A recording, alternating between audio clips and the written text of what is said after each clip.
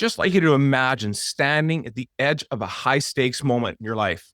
Your body's tenses, your mind's racing, and the weight of expectation is pressing down on you.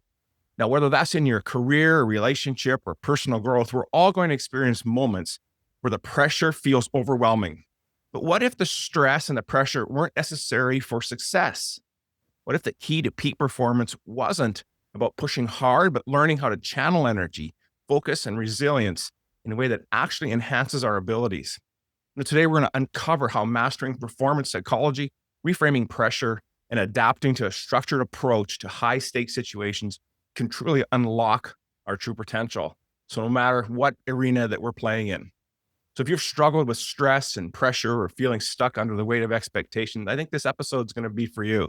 So take a moment to hit like, subscribe, and share this episode with someone who needs to hear it. It's your support that continues to bring powerful conversations that we're having that equip men with the tools to lead with clarity, confidence, and peak performance. And with that, get on with today's episode.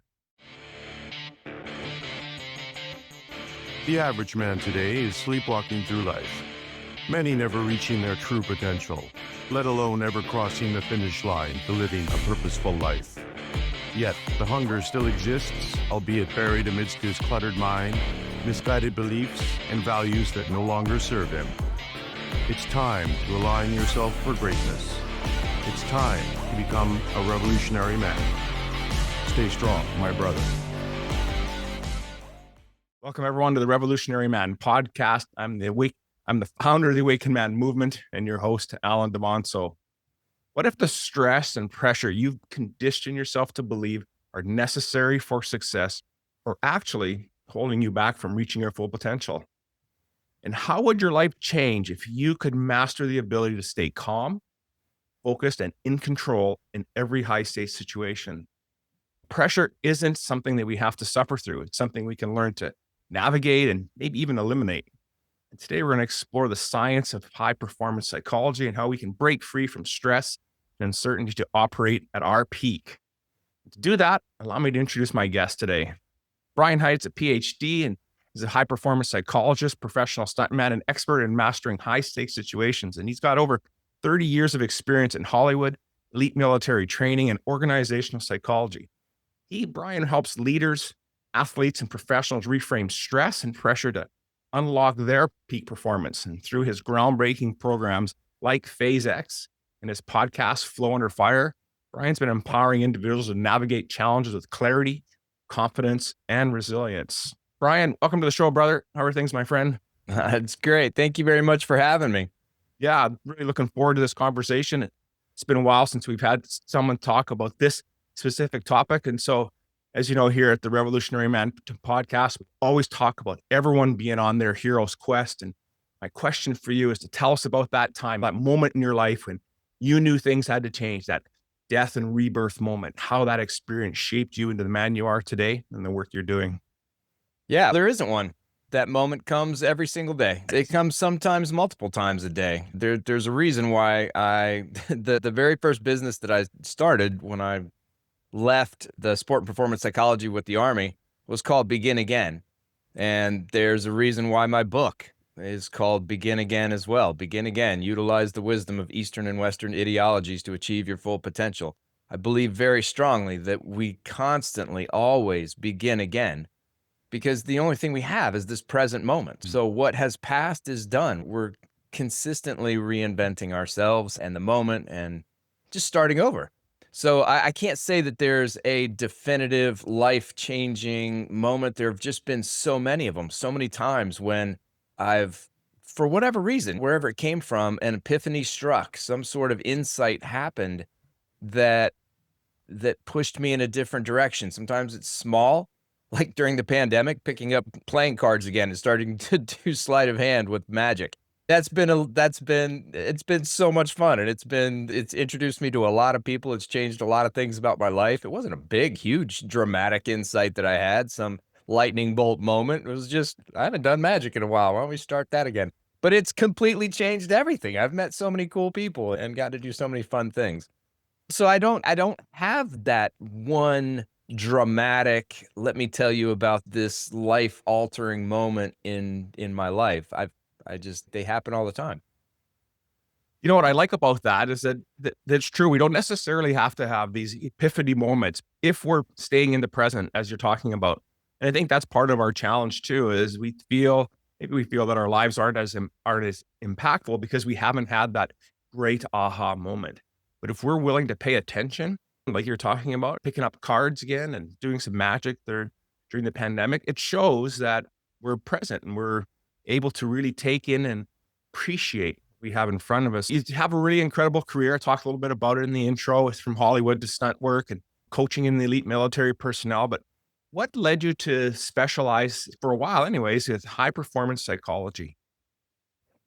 Yeah, you talk about those moments. Again, there are a lot. And one of them was when I was in college and I was 20 years old and I was lost. I didn't know what I was going to do. I went to college because that's what you're supposed to do, or at least what you were supposed to do. And but I didn't know what I wanted to be. I didn't know what I wanted to do. I didn't have any jobs in mind that I thought that I would enjoy.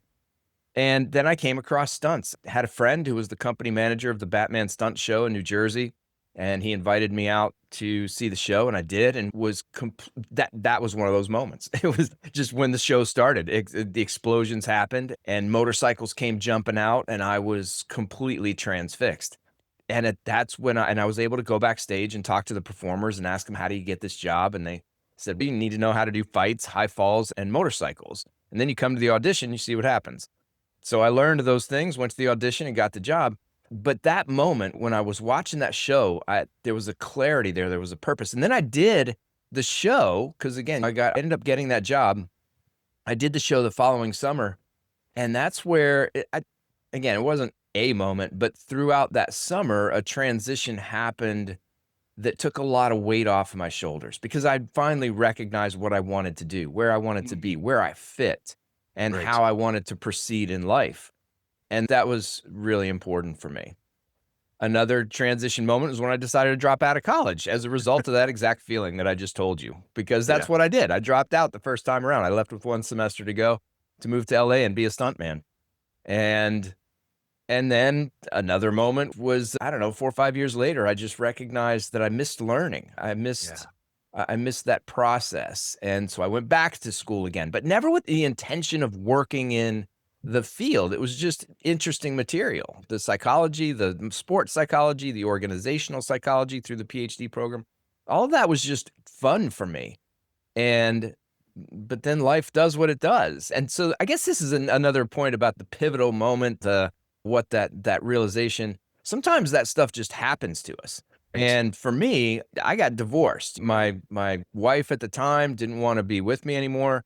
And so I left the army and I went back to stunts again. That was a big moment in my life and it changed a lot of stuff and it Yeah. reorganized my priorities and how I approached things, but it wasn't by choice. That's just what happened. So that was again another one of those begin again moments. But yeah, to get into the performance psychology, it's been a journey because originally I started out as a stuntman and then I pursued the academic stuff through psychology. And then I started to put the psychology into practice by doing the sport performance psychology consulting with the US Army. And at that time I was still doing stunts and I still am doing stunts. I'm still a stuntman. But there was a clear delineation between the two worlds for me. I didn't know sometimes when I woke up which hat I was gonna put on. Am I a stuntman today? Or am I a sport performance psychologist today? Or am I an author today? I don't know. There were a lot of different categories, and it felt disjointed a lot, really. But recently, over the past year, I've been able to figure out how to bring all of those things together in a synergistic way so that they're all components of the work that I do, which is helping people operate better in high stakes performance situations. And you did a great job in the beginning of talking about the illusion of pressure and some of the myths that people believe about pressure. And we can get into that, and that'll be a lot of fun.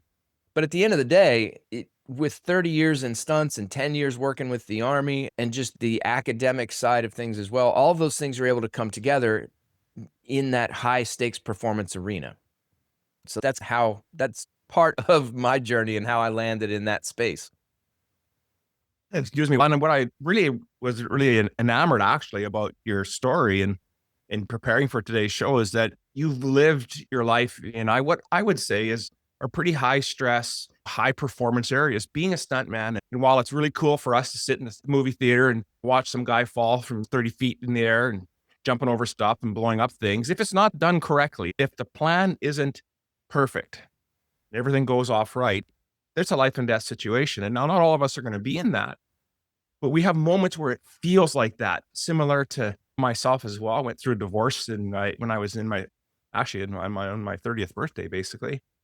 And that at time can feel like a life and death situation. And so I know you've worked with people in all different areas and that. And so when we have this pressure and this stress on us, you utilize this Eastern psychology and ideas to help manage that. Let's talk a little bit about how you married these two seemingly opposite ideas to something that can help us live much more fulfilling. Yeah, let's start where you started, which was the idea in terms of stunts. Yeah, I've been in situations where if I did it wrong, then I or somebody I was working with may not go home, at Right. least in the same condition that we showed up in. So yeah, that is obvious. That's a high stakes situation.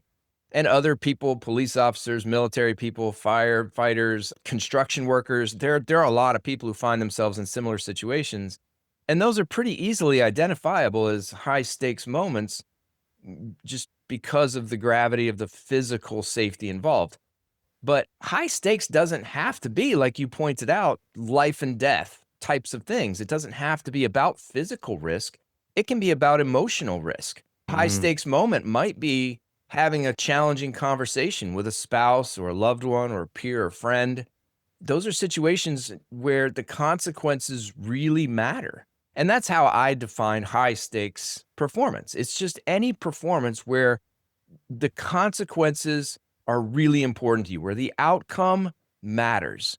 That's a high stakes moment. And in those moments is where stress and pressure sometimes live. They don't have to. And I think in order for us to perform to our potential, they shouldn't. But at the end of the day, when we're talking about high stakes moments, it really is truly just any situation. I mean, we not too long ago just had the holidays happen. And one of those times for a lot of people is you have a lot of family over and you have gatherings or you're cooking meals for people. And I promise there are people listening to this who recognize, oh yeah, that was really stressful. I felt a lot of pressure to get all of that in the right place. And stress and pressure, by the way, they're not the same thing. I'm using them interchangeably. We can get into the definitions later too. But my point is that just regular life situations that involve no kind of physical danger or risk are still high stakes. Might be social risk. Right. It could be if I don't get this right, that I'm going to lose a relationship with somebody I care about. So yeah, I think it's important to understand high stakes environments more broadly than sometimes we do. Now, as far as the Eastern Western, bringing those components into how we work with those situations, that's been an interesting journey too. It really came through some of my own work when I was going through a rough time in my life of just doing a lot of reading in a lot of places. So I read research and journals and things like that from Western psychology and theories and things in that genre. But I was also reading more philosophy, and I was reading Western philosophy, but I was also reading some Eastern philosophy and Eastern religion, as well as Western religion. I was reading the Bible and the Quran. I didn't really get into, but the Torah, the first parts of the Bible, the Old Testament, Yeah. Christians call it. Those are interesting. But on the Eastern side, the Tao Te Ching, the Mm. Bhagavad Gita, Mm. these are also interesting documents, the Hindu Upanishads.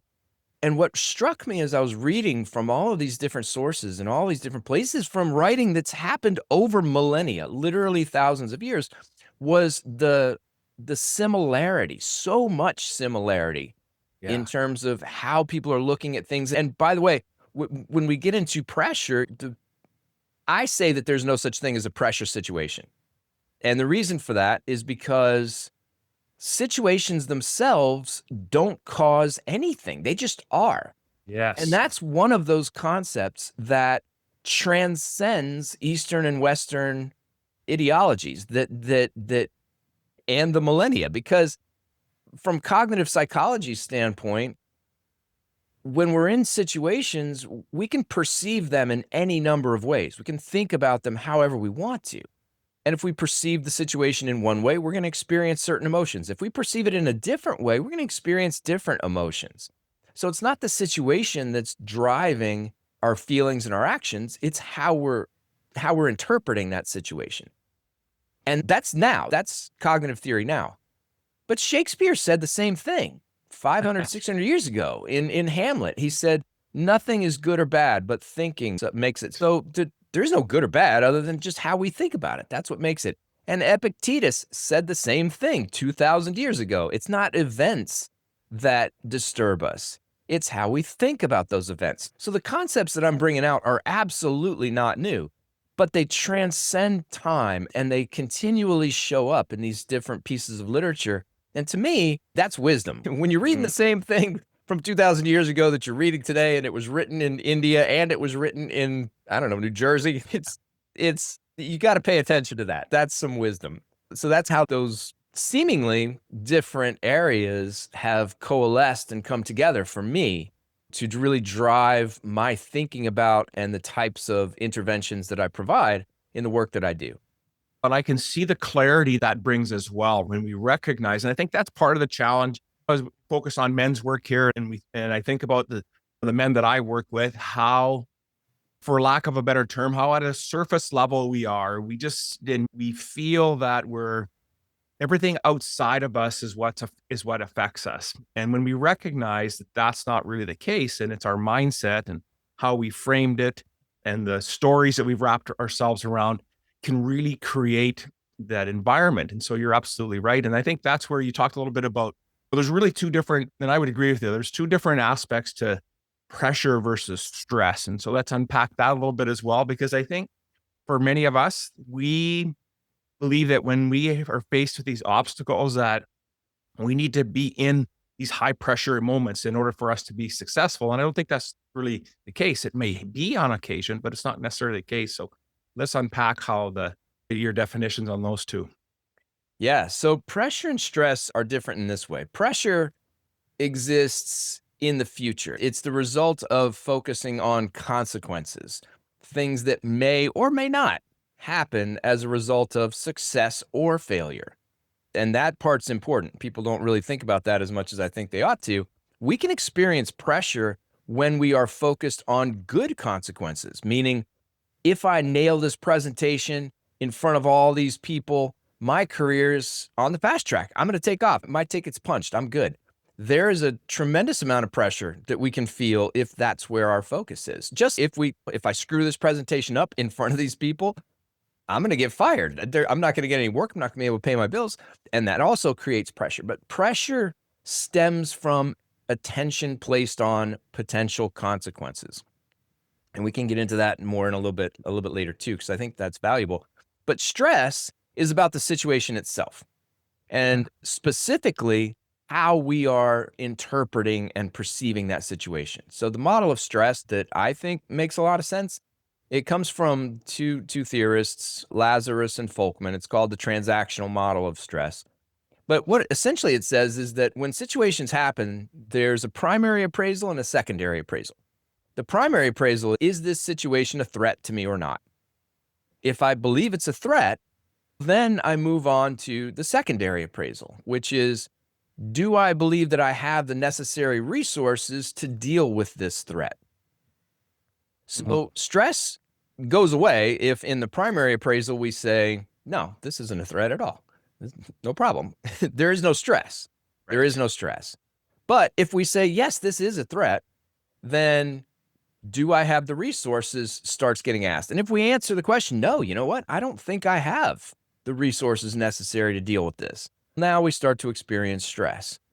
If we answer the question differently, yes, I do believe that I have the resources to deal with the situation, then stress for sure lowers, if not goes away. For example, I've done probably a dozen over the course of my stunt career car hits, getting hit by a car. Stunt people aren't very creative naming things. It's stair falls, you fall down stairs. Car hits, you get hit by cars. High falls, you fall from high. It's very straightforward.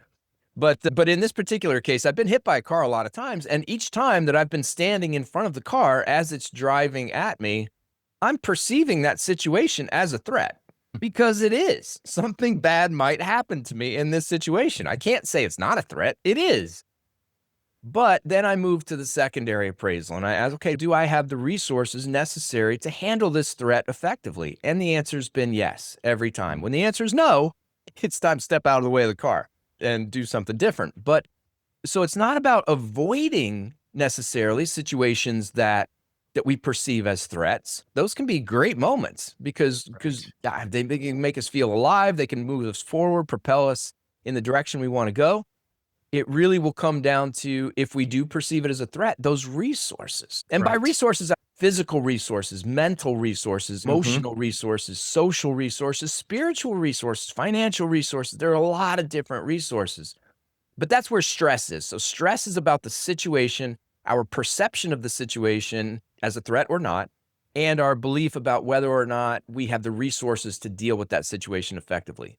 Whereas pressure has nothing to do with the situation. It's about the imagined consequences associated with success or failure in those moments. So that's the difference between the two.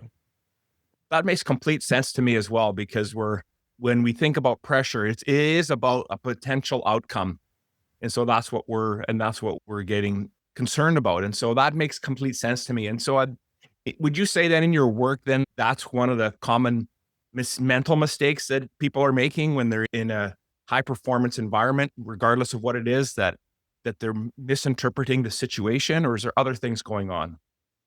If we're talking about pressure, what happens is people will sometimes believe that focusing on the consequences, here's the path. Okay, so we focus on the consequences. They're really important. They matter. They're high stakes. The stakes are high. The consequences matter.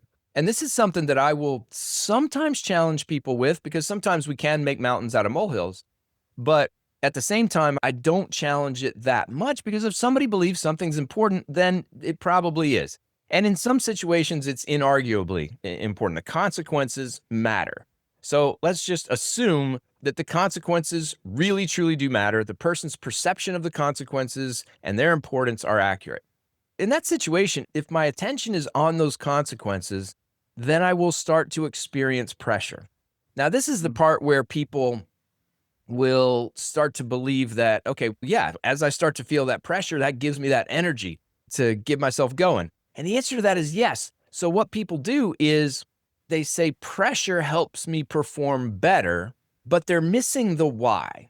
And the why is, when we experience pressure, the sympathetic nervous system activates. And so our heart rate increases, our breathing increases, muscle tension increases, all those things that our body does to prepare us for action happen. And that's called arousal. So our arousal level is our level of pumped upness. And there's a certain level of arousal, a level of pumped upness for any given performance that allows us to perform to our potential. And so what pressure can do is elevate arousal to a place that allows people to perform to their potential. And it's that, and so then they do well. And afterward, they think back, oh yeah, there was a lot of pressure there. And it must have been the pressure that caused me to do well. But it didn't. What happened was the pressure facilitated the arousal level, and the arousal level allowed you to be at your best. So the question is pressure helpful? It can be from an arousal standpoint, but here's the problem with pressure.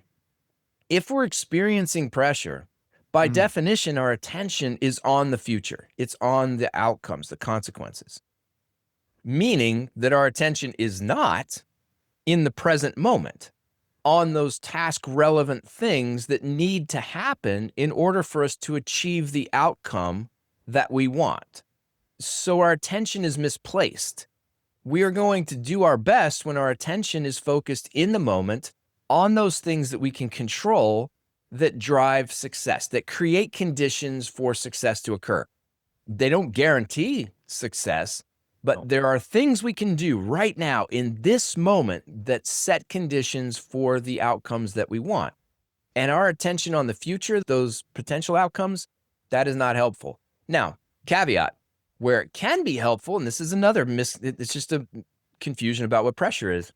Some people will conflate pressure with motivation. So Can consequences motivate us? For sure. Like procrastinators. The answer to the question why. That's a big, Simon Sinek has this is his whole thing, the why, find your why. Yeah, if you're going into a situation, ask yourself the question, why do I care? Why does this matter to me? And the answer to that may be those consequences. And that's okay, because those can be motivators, like just understanding why it is I'm doing something. But that drive forward, the importance, the value of the consequences, 100% can boost motivation if we're thinking about them, but not in the moment. We have to let that go. So pressures around feeling like those consequences, when our attention is on them, are so weighty that it makes us hard to perform. So ahead of time, what we need to do is boost motivation. If you want to think about consequences to do that, no problem. Understanding your why is important.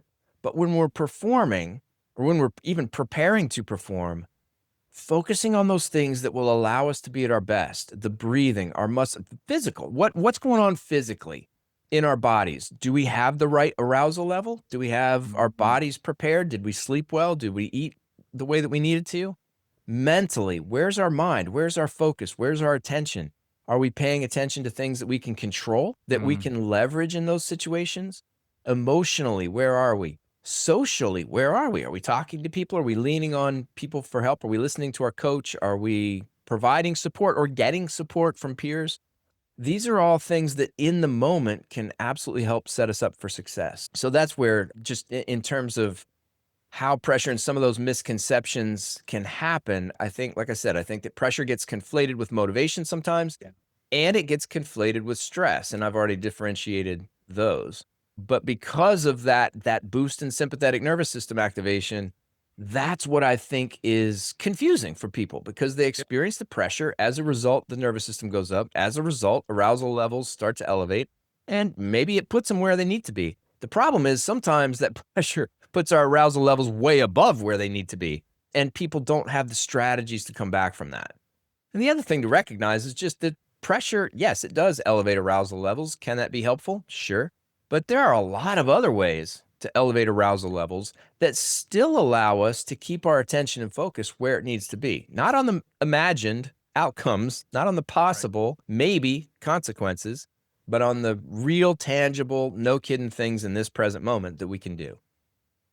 That makes complete sense to me. And I think it comes back to when we can pay attention to what's happening right now and in the moment. And I loved how you started to ask those questions about every different aspect in my life. And so when I'm asking myself that, it gives me a barometer now, and then I can make a better plan to move forward. And it sounds like we're probably diving in a little bit into your, now I call it phase X. I don't know if it's phase X or phase 10, but you have this program, and I'd like to talk a little bit about how you're using this to help everybody get to work in their everyday life, and how men can look at this stuff, at this work that you're doing. Yeah. There are 4 programs that I have. Phase X is one of them. Another, the Pressure X, or Flow Under Fire, it sometimes in some of the keynotes and stuff that I give, is that really differentiates stress and then starts talking about pressure from that standpoint of consequences, and then brings in the facts, which are focus, arousal, confidence, and tenacity. That's how we deal with pressure. Same thing with stress, differentiates it, talks about the stress model, which I've already discussed. And then we get into, okay, the facts. How do we use these to eliminate stress and get ourselves into a place where we can perform well? Phase X is it's a 4-phased approach to performance. And it's one that came out of work that I was doing with the military. There were a couple of us that were just sitting around one day, and we were thinking about how to integrate mental skills training into the Army. It had never been done. The program was brand new. The Army had just purchased it. I was on the cutting edge of that one at the very first, and for better and worse, we got to invent that program. But that was the conversation around, how do we do this? How do we put this stuff in?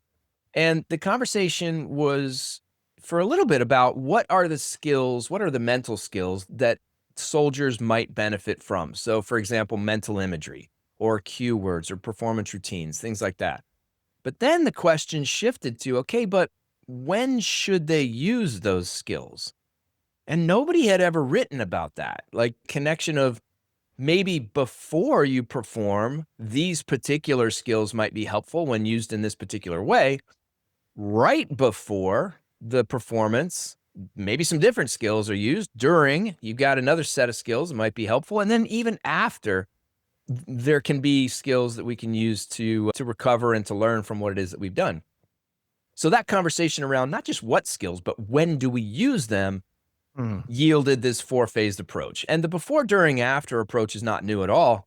But what we did use is a 4th phase, the right before.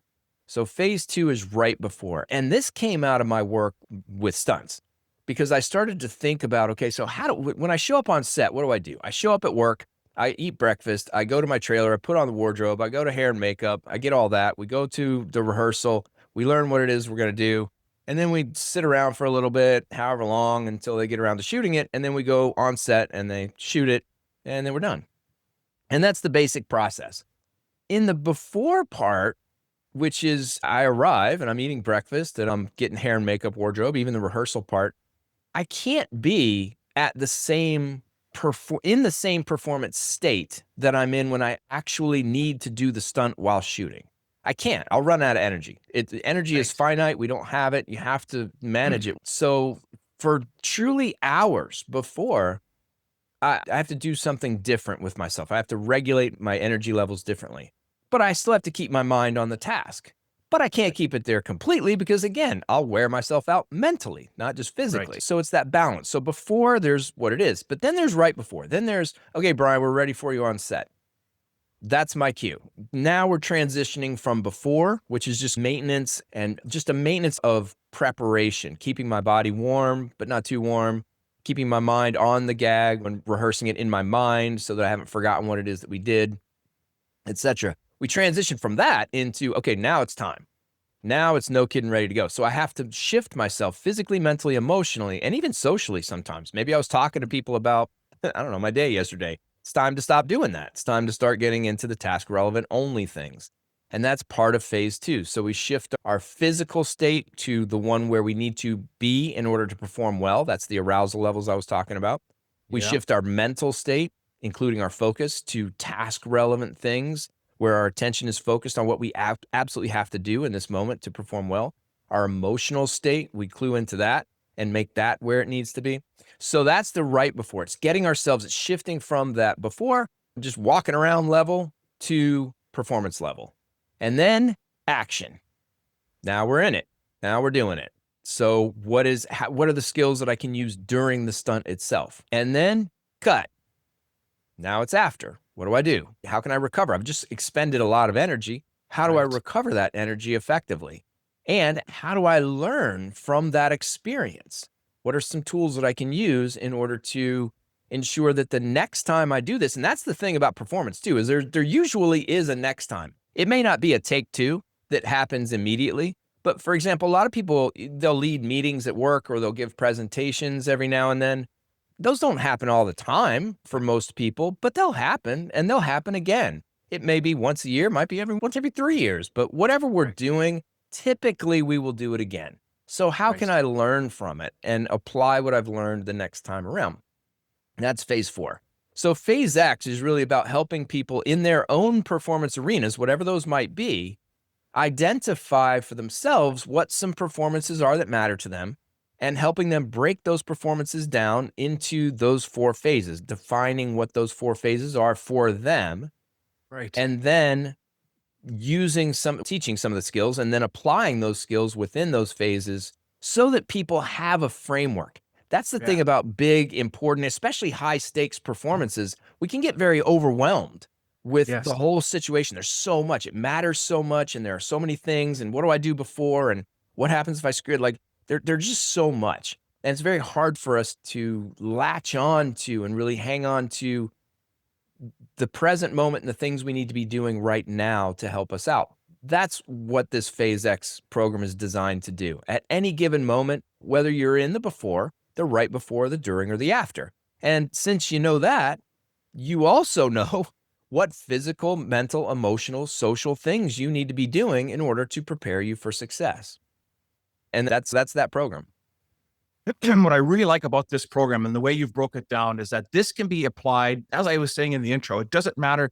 We may not be in life death situations, but when we have to have that crucial conversation with a spouse, a child, an employee, maybe it's a peer, any type of situation, if we have a framework to help us prepare to get into that so that we can have, the most success in that outcome as possible I would suggest probably with the least amount of stress, not saying you're ever eliminated, but you can go in with more confidence, then that's really beneficial. And what I really appreciate is that you added the after part, because a lot of times I talk to folks on the podcast and they have a tool and they have a strategy, but it doesn't really close the loop, because after you've expended all this energy, if you don't have a way to decompress and to re-regulate yourself, you're probably not doing yourself any good. And so I really like that you've incorporated and considered that aspect of it. Yeah, that's a big part. In fact, even with I'll take swimmers, for example. When I've worked with swimmers, they'll finish a race, and then after the race, they talk to their coach about whatever happened. And after the race, they're either happy or they're not. There's some sort of emotional reaction to what happened. So what I coach them to do is do your race, finish the race. You've got the results, experience the results for a little bit. If you're happy about them, be happy. If you're disappointed, be disappointed. Just experience those moments for a little bit before you try to analyze what's going on. Right. Because the analysis will not be as effective if it's colored by and really driven by the emotional state that we're in. So just take a little bit to manage the emotions, accept what is in that particular situation, whether you're happy about the performance or not. And then after a little bit, after you've taken that time to bring your physiology back down to baseline again, and you've experienced the emotions, you've taken time to accept what is, now you can go have the conversation with the coach, or get into, if there's not a coach, or just get into your own mind and really break down what happened throughout the performance, because it's an important thing to do. But again, it's not about the what, it's about the when. So should we break down performance? For sure we should. Should we do it immediately after getting out of the pool or whatever the equivalent is? Probably not. It's not going to be as effective. So the when is really important. I like that. And so guys, I hope when you're listening to this, you're paying attention to it. And because we tend to gloss over this part, is that we don't like to experience, especially if it's I'll say a negative emotion, whether it's anger or fear or sadness. And when we have an opportunity to really experience that, not sit in it for a long time, but to experience it, then we get an opportunity that we can come at it with a more conscious mindset. And so I really appreciate that you explain that to us, because I think it's really important for us for men. Well, Go ahead, Bryan. Yeah, I appreciate you bringing that up too, because the way I think about it is in three parts, really. One is self-awareness. So being aware of what we're doing, how we're feeling, how we're thinking, how we're seeing situations, etc. Then once we're aware of those things, then we have to accept them. And when I say accept them, again, some people get confused sometimes. I don't mean acquiesce. I don't mean give up. I don't mean just throw in the towel when I say accept things as they are. Just accept them as they are, as opposed to trying to gloss them over or trying to rationalize things or even just ignoring them altogether. Yeah. It's just accept what is. You can like it, you can not like it. It can be pleasant or unpleasant. But it is, and let's just acknowledge the truth of that. The situation is how it is. Because as soon as we do that, now we can move forward with self-regulation, with changes, with actions that are productive. Because here's the thing, if we don't accept what is, and we become aware of some stuff, and then all of a sudden we start making changes, but we haven't really taken the time to thoroughly sit in and, think through what it is that's happening as the reality that we're experiencing, we can tend to just waste a whole bunch of time on actions and different self-regulation things that aren't helpful, because they're not really being applied to the actual issue. So first step is awareness. Second step is acceptance, just really being sure about where I am, what I'm feeling, what I'm doing, how things are, because then once I am sure, now it's probably more likely that the effort and energy that I expend to do something about it will be targeting the right thing, and I'll see results. Completely agree with that. Love the way you reframe that. I'm sure in your journey, Bryan, there must have been one or two people, maybe it was even books or something you've read, but a mentor, something that has really stuck with you. So my question for you is, what's what's been a piece of advice that you've been given that is still serving you today? Yeah, it's funny when you say that. And I've done this same thing in a few classes. I've asked, what leader really inspired you or really made a difference in your life? And inevitably, somebody pops into people's heads. And I've had a few of them just pop into mine right there while you were talking. I don't know the specific piece of advice that I got from them, but I can tell you that my drama teacher in high school is the password questions that make you remind, like, who's your favorite teacher in high school? That's him. He's my password reminder sometimes. And I just, the reason for that is because he was in a school, it was a public high school, and he just did things his own way. There was a curriculum, I'm sure there was expectations through the school or whatever, but he ran his class in a way that was student centered. There was no cookie cutter approach. Grades were just a byproduct. He didn't even care. What he wanted to do is expose kids to something new. He wanted to foster curiosity and exploration, and having kids, this is a drama class too, and this is high school kids. So having kids feel some of that anxiety and fear sometimes that come along with putting yourself in front of somebody where you can be judged, those high stakes performance moments. He wanted to create a climate for people that allowed them to be in those high stakes moments and be in what Vygotsky called the zone of proximal development.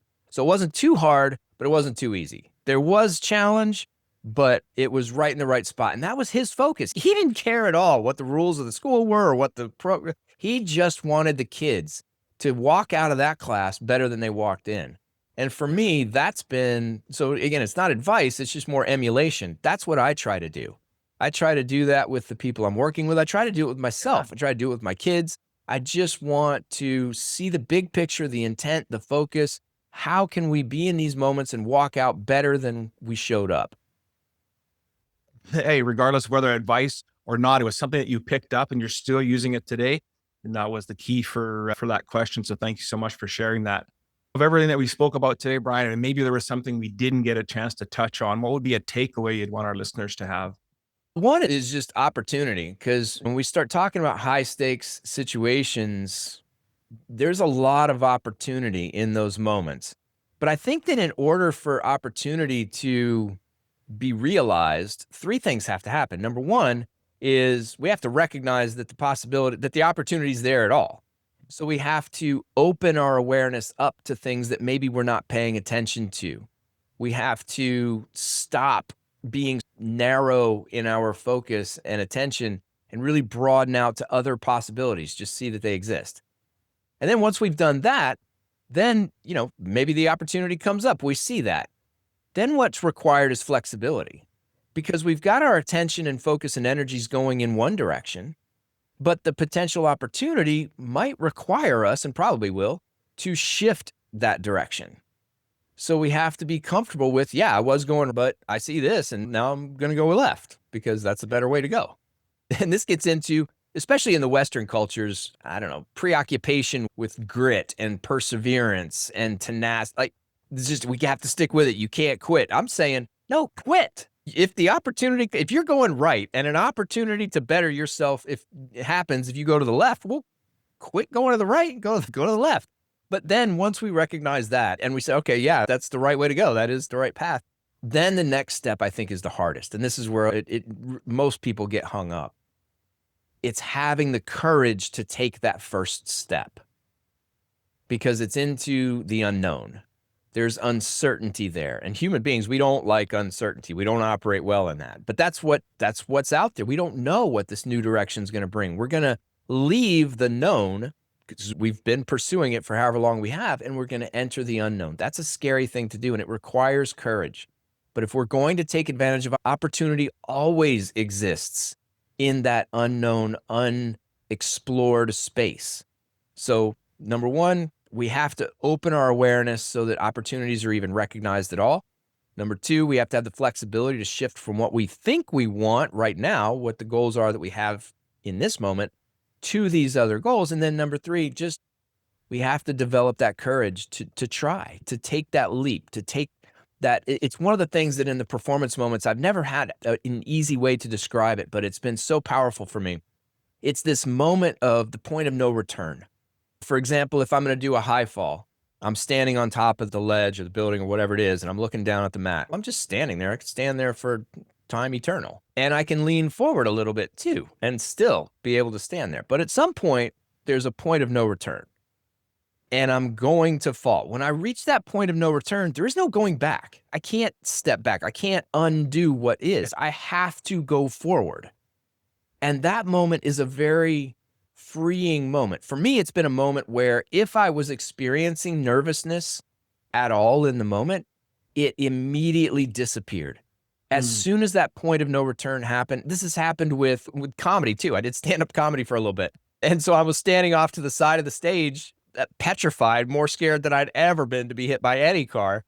And then the guy called my name and I started up the stairs and the light hit me. And as soon as that light hit me, I knew that was it. That's the point of no return. I can't go back. I can't just walk down the stairs. Now, before that, I could have run. I could have headed out the door. But when the light hit me, that was it. Point of no return. And the nervousness disappeared. So it's a really cool moment that I've experienced a lot. And I put that out there to people to just say, look, the nervousness, the anxiety, the fear, all of those things are there. But man, with that first step, that movement from safety into the unknown, into that next phase is a cool moment if you allow yourself to experience it as that.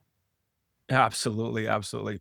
What a great way to wrap up our conversations today. I want to say thank you so much, Bryan, for spending time with us today. And your expertise on sports psychology, resilience, and really master how we can now learn to master our high stake moments in life. And I want to say thank you so much for sharing those insights and the framework for us. And so if men are interested in wanting to get a hold of you, participating in your work, what's the best way for them to do that? Yeah, please visit the website. You can see the program's there. It's going through some updates now. It doesn't quite reflect exactly what it is that I'm doing, exactly the way it needs to. But if you got questions, please email me, Bryan at bryanhiteglobal.com, BRIANHITE, global, GLOBAL.com. You can email me at Bryan at bryan@bryanhiteglobal.com. Or you can just schedule a discovery call right from the website. There's an easy way to do that. Please do, because seriously, like just the way that you led off at this podcast, if you are experiencing challenges with stress and pressure or overwhelm in any type of situation that matters to you, if that's something you struggle with and you don't have somebody to hold your hand through it, please reach out to me. I've been there. I've been in those situations in my personal life. I've been there in my professional lives, and it's a hard place to be. So please reach out. I'd love to talk to you and see if there's something I can do. Absolutely. I'm going to make sure all that information is in today's show notes, as well as a link to get your book, Begin Now. It'll be a great read for all of us. And so please do that. And so as we close out today's episode, I just want to challenge you with a thought. If you are reacting to pressure, or are you really mastering it? And so there's going to be a difference between those who thrive and those who struggle. And this isn't about talents. It's about how they handle the moments, and the moments matter the most. And so I want to introduce you to a program that we're running. It's called Living with Integrity. It's designed to help men break free from stress, take control of their mindset, and step fully into their leadership potential. And if you're ready to perform at your peak and without the weight of unnecessary pressure, take the first step today. Visit us at members.theawakenedman.net. Take our free integrity challenge, an opportunity for you to live with clarity, lead with confidence, and get you to start right now. Thank you very much, everyone, for enjoying this episode.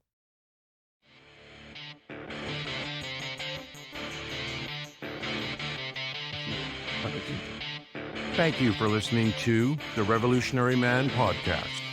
Are you ready to own your destiny? To become more the man you are destined to be? Join the brotherhood that is The Awakened Man at theawakenedman.net and start forging a new destiny today.